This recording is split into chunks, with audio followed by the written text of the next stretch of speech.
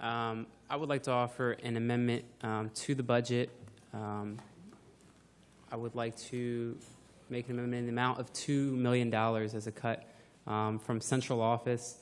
Colleagues, just in this past year, the overall number allocated to central office as a category went up over $5 million. I think a $2 million cut is a step in the right direction, would send a message to our employees. I would like the $2 million to be directed to reserves for employee compensation.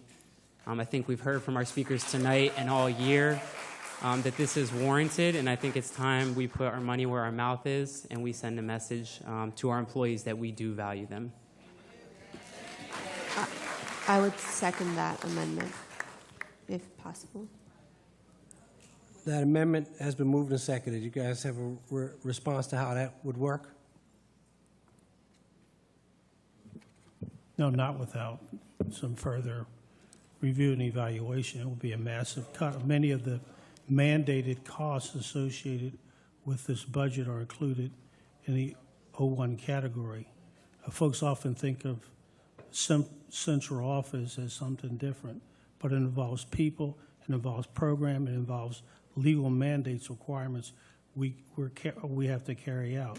So without specific information on what Board Member Murray proposed in terms of where and what programs he would like eliminated and what things he would like us not to do and how many positions he would like us to reduce in form of a RIF, I can't make a recommendation to you to cut $2 million from the administrative category. Thank you. Ms. Williams.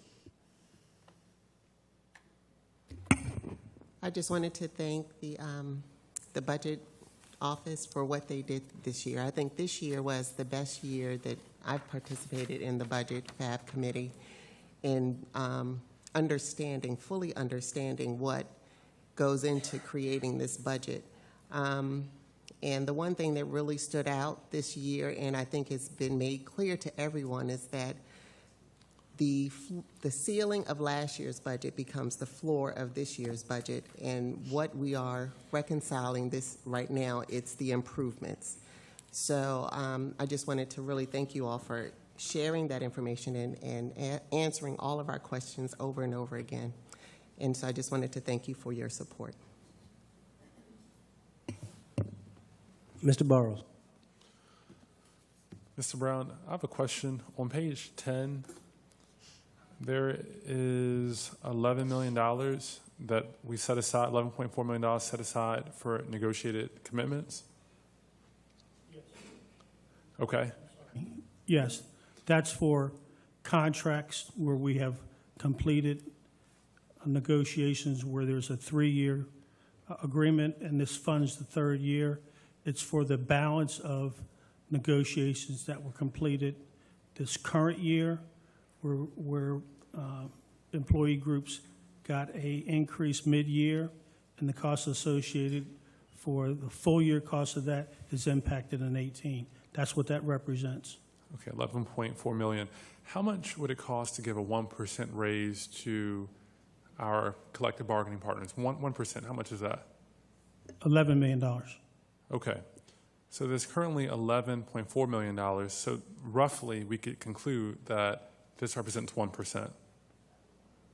Yes, that's already committed to contracts in place. And so I guess, colleagues, we have a $2 billion budget. And Dr. Maxwell gave a very passionate speech about his care and commitment for our amazing staff. And if we're going to say that we have amazing staff, we have to treat them like it. It can't just be in word only. I think Board Member Murray's amendment is actually modest. $2 million is a drop in the bucket of what we're capable of. I think he was trying to compromise, show good faith, because we talked earlier and I thought it would be a much higher number, but he surprised me with that. And so I would say, colleagues, $2 million is a drop in the bucket. We have a $2 billion budget. We have, according to the Washington Area Boards of Education report, we have more executives than Montgomery, more executives than Fairfax, and they have more students than us.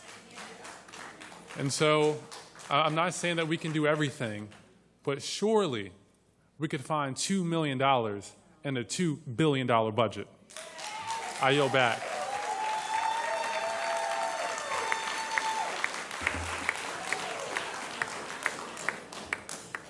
Ms. Boston. Thank you. Mr. Murray, can I add a amendment to your motion? I'm listening. The amendment is to ask the administration to find $2 million to add for negotiation. Wherever they get, you know, how they do that, that's up to them, but to find the $2 million.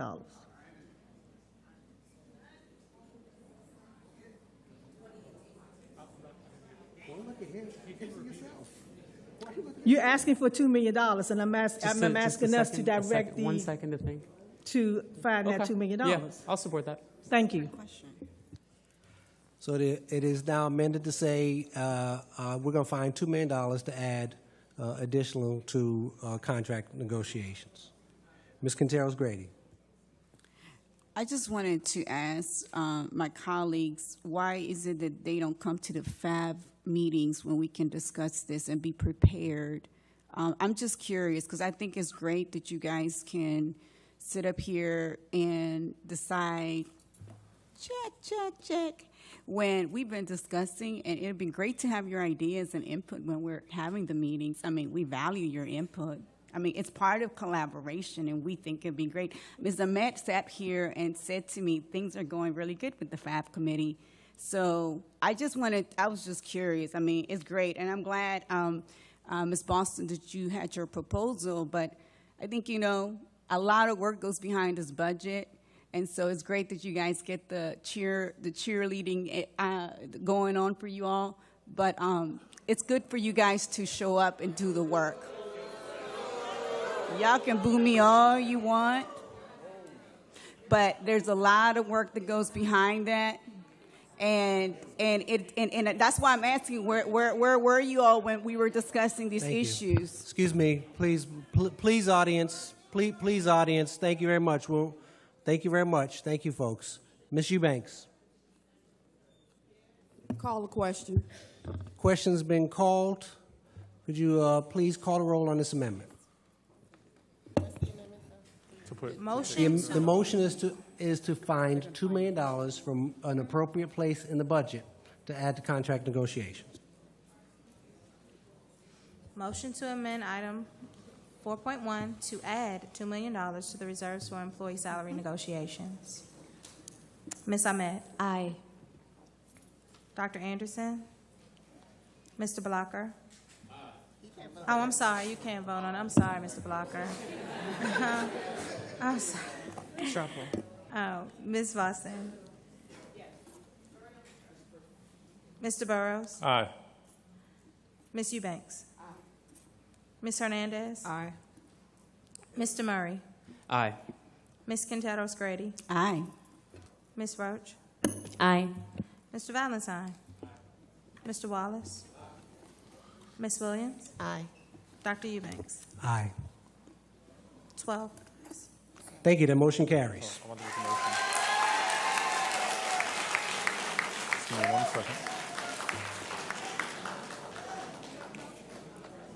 We're now back to the main motion. We are now back to the main motion. Mr. Valentine. I call Mr. Chair. No. Question's been called. I have Mr. Chair. I still have Mr.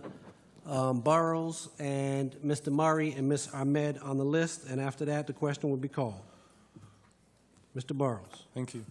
Colleagues, actually, my first question is to Wes. Wes, we talked about at the last meeting that we have students who don't have money for lunch and breakfast in middle school and high schools, and we don't give them a cheese sandwich. We have nothing for them, so they go throughout the whole day hungry. Have we addressed that in the budget?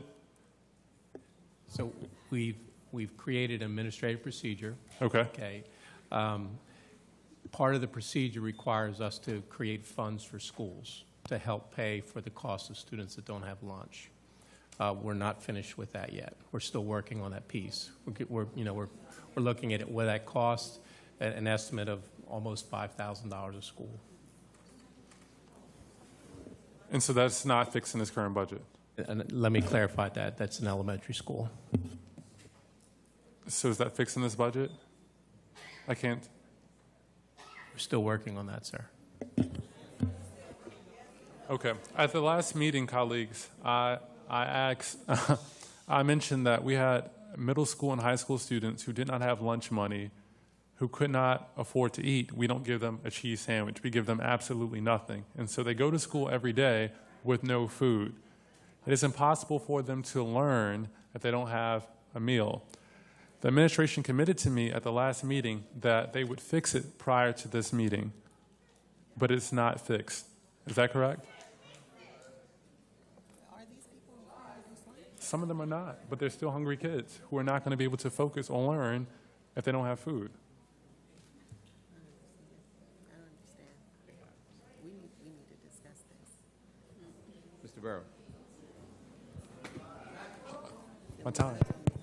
Hold on, because this is not just a budget item, right? That's why it's confusion, because there is money and there is process and there are other things involved in it. So it's not simply a budget item, which is why they're talking about it. And they said that they were going to come up with the solution that they're working on. If somebody has a better answer, Mr. Fawcett? I'm just going to give the point of. Hello. I'm just going to give a point of reference. The cheese sandwich is actually what the kids get when they do not have money. They meet all the nutritional values. We feed them milk. No, only elementary. I'm talking about middle school and high school students as well. I went to a middle school, and I had a group of students that did not have lunch money. And the vice principal at the school said, you need to fix this because there are students in middle school who might show up without money, and they're not necessarily farmed. And I want to make sure that we're feeding those kids.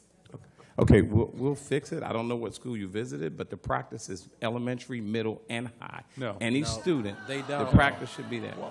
I mean, I don't know if you've spoken to your chief, but I talked to Wes about this, and he acknowledged it was only for elementary school. So, Mr. Burrows, the administrative procedures takes care of all students that are on reduced lunch. All students that are on free lunch are already taken care of.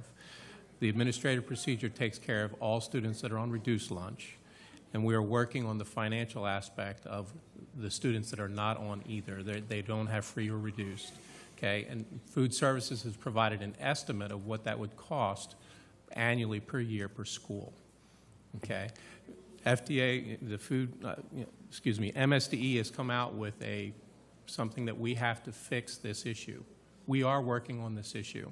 We came out with an administrative procedure. It's in legal right now. We're working on that. Okay. Will it be fixed before the beginning of next school year? Yes. No. I cannot listen to you. And Thank you. I appreciate folks' enthusiasm, but please don't yell out. Thank you very much. Will it be fixed? The question was, will it be fixed for the beginning of next school year? So my understanding from the last meeting that we had a few days back, it's not like we're just ignoring the issue. It does take a little time to get things finished, and it does take a little time to, have, administrative procedures reviewed and go through the process.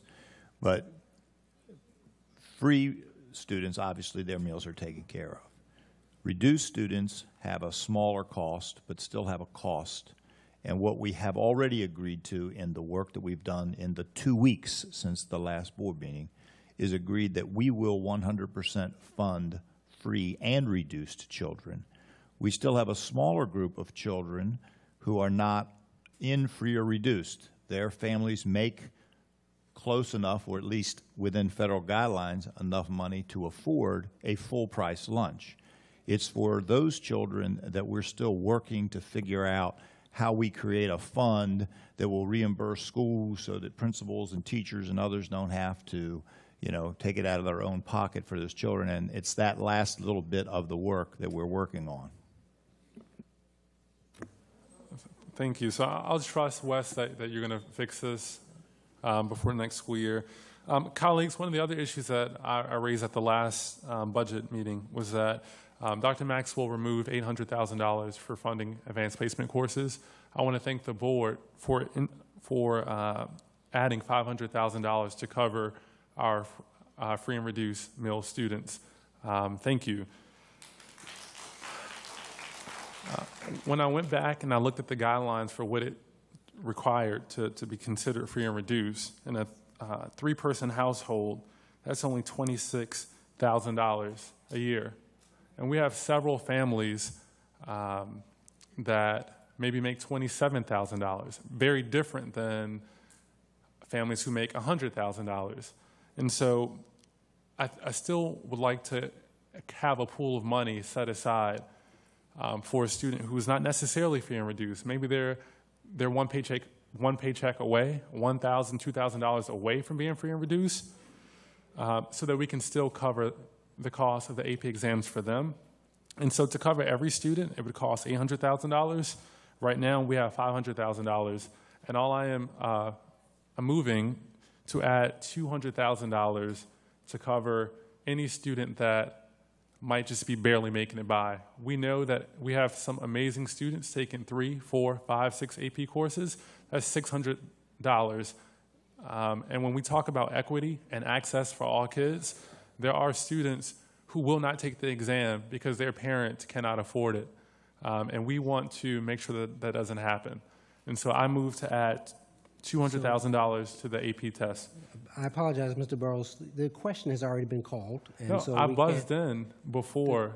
I buzzed in Right, repeatedly. So the rule is the question, once the question is called, the people who are left still get to speak on the motion. But once the question is called, you can't change the motion. The question's been called. Mr. Chair, I buzzed in repeatedly before the question was even called. No, you- I actually buzzed in. I buzzed in while You David Murray buzzed was in- talking. You buzzed in, and Mr. Valentine had buzzed in. He was next on the list. He called the question. So you and as the rules go, you, Mr. Murray, and Ms. Ahmed were still on the list. You can debate the question, but you can't change the motion once the question's been called. This is absolutely absurd. And this is ridiculous. I buzzed in the exact same time as Board Member Murray earlier, before Mr. Valentine buzzed in to call the question. And for you to deny an up or down vote. I'm following the procedure of this board, and this board has a right to change that in any way that they wish. But Mr. Valentine called the question. He was next on the list. That's how it works. May I get a legal opinion? I wish I would have. I buzzed in, Madam Attorney, as soon as David Murray buzzed in with his first amendment, and I was not recognized before Mr. Valentine buzzed in. How do you know you buzzed in before Mr. Valentine? Well, I buzzed in. So Actually, I write down the order in which I see the lights. That's the process of debate. That's how it works. I buzz in, I write the order that it sees the lights, I write them down, and then I cross them out. Mr. Valentine was next. He called the question. After you call the question, board policy says those people remaining on the list complete their question, complete their statements and their debate, and then the question is called. Does board policy preclude me from making a motion? No. That's I what you was going to speak. say Go that ahead. it's not a legal issue at this time to question the ruling of the chair. I mean, he saw who buzzed in, the question was called, then Here's the question. Here's the parliamentary procedure question. Where's Erica? Under board policy, once the question is called, only the people left. The question Correct. is, can you change the motion after the question's been called? No. Okay, thank you.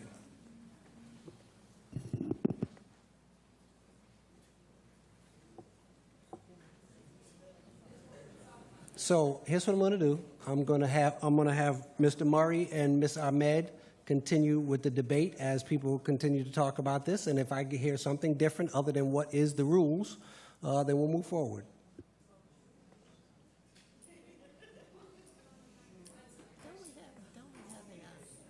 Don't we have a policy or a procedure that we're working on for students with multiple that are not farm students? This is not just for farm students. Mr. Murray, do you have something to say? Can Ms. Ahmed go before me? We're both going to speak. Oh, sure. Ms. Ahmed can go before you, sure. Okay, so colleagues, when we were sitting down here, a couple months ago, looking at the FY18 requested budget, we had approved a motion to add $4.25 million for maintenance. That was in addition to the $5.7 million in additional funds that the CEO's budget proposal had included. The county council, as you know, did not fund that full $10 million that we had requested. What they did do is add $5 million to the major repair category. And in the budget that's before us now, we have a little under $2 million in maintenance.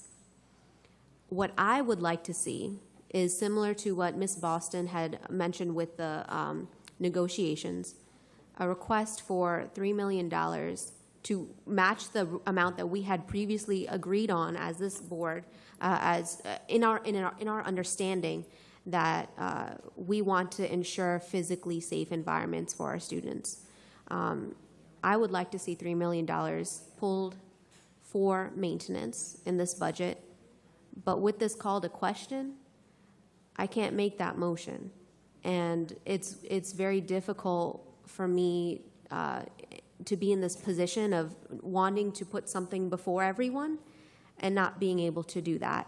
And so I would request that we vote to not pass this through so that we can have these extra amendments brought forward, the $2 million that David had proposed, the motion that I would like to, the amendment that I would like to propose, and whatever it is that Mr. Burrows would like to propose. This is a huge decision for us, and we ought to listen to all of the different viewpoints before making a final vote. And so this is what I would like to see. Thank you, Ms. Ahmed. Mr. Murray? Colleagues, I would like to speak briefly on why we should not call the question already without having a thorough debate.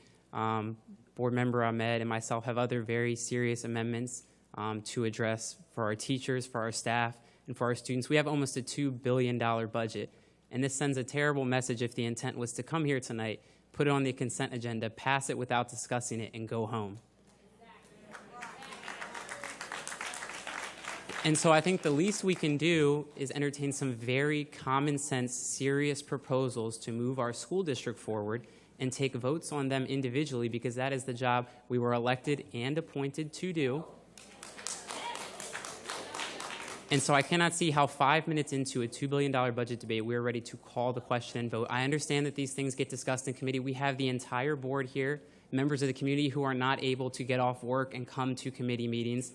And so I would ask you to vote no on calling the question so that we can vote on some very important proposals to move our school district forward. Thank you. Thank you. Again, the question has been called. Those are the folks. It's fair to mention there have been dozens of meetings on the budget. So this is not the first meeting that we've had lots of opportunity. This is not a fly-by-night venture. This has been months and months and months in the making. And with that, please call the roll.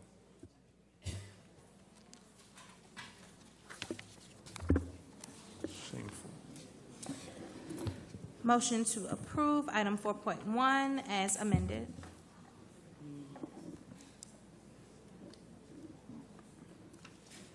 Excuse me? Call the roll, Ms. Berkeley. We're voting on whether the question is going to be called. No, we are calling the roll on the vote. You can't call this. No, you can't. I thought we have to vote on calling. No, you don't have to vote on calling the question. Okay, then No, the question's been called. That's it. motion to overturn the rule, the ruling of the chair. To And call, so to call the question has been called, and we're going to vote on the motion.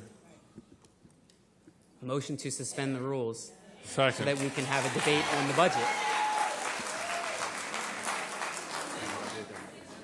It's been moved to suspend the rules. Second. Is there a second? Second. There can be no debate. It takes a 2/3 majority. Please call the roll on a motion to suspend the rules.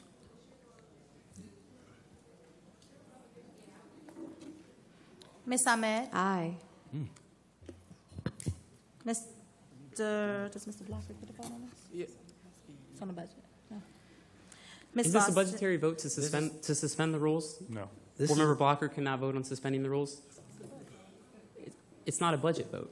Yes, it is. It It says vote arises to out of the suspend budget. Suspend the rules to To debate the debate on the budget. budget.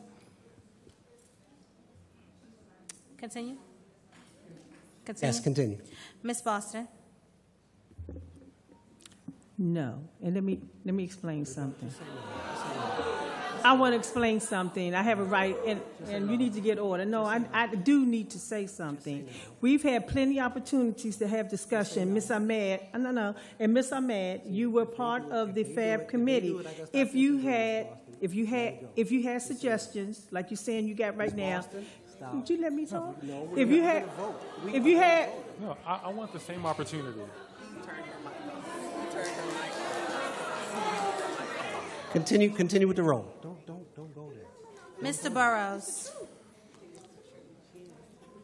On behalf of the students of Prince George's County, I vote to suspend the rules because there are important budget amendments Thank you. Thank you. that That's need a to be no. made. Continue. This is a $2 billion budget. Continue. Ms. Eubanks?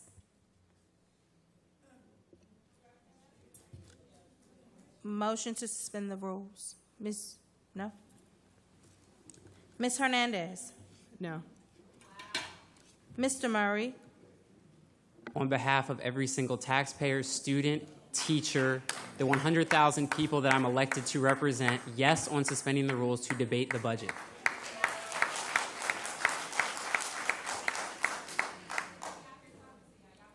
Ms. Quinteros Grady? No. Ms. Roche? Abstain.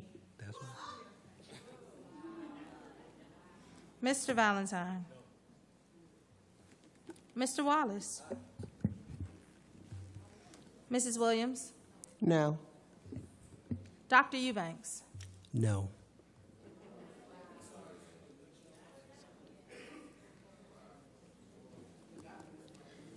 Four ayes, 7 nays, 1 abstain, 1 absent. Thank you. That motion fails. We're back to the main motion. We're calling the roll on item 4.1, adoption of the fiscal year 2018 annual operating budget as amended. Please call the roll.